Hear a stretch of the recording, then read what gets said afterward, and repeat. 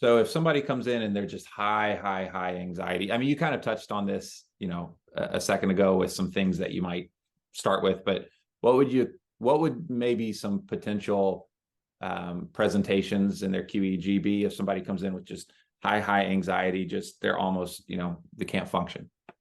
Okay, that's a great question. And what I always ask people is, do you feel it in your body?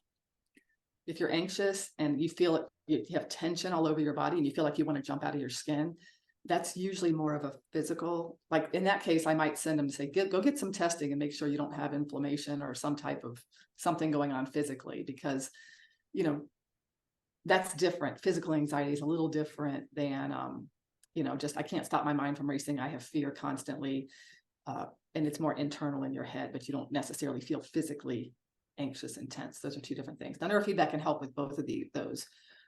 When it's physically tense, we tend to see a lot of cortical beta everywhere. And sometimes on the motor strip, where the motor system feels kind of tense as well.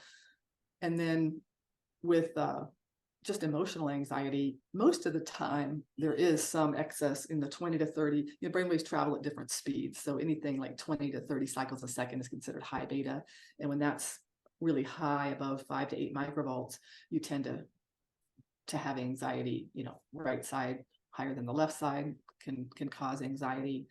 And then I've also had some people have anxiety for very different reasons. I worked with a client who had eating disorder and was very shy, very withdrawn, and she had a lot of anxiety. Well, when I looked at her brain, there wasn't any beta. It was very slow.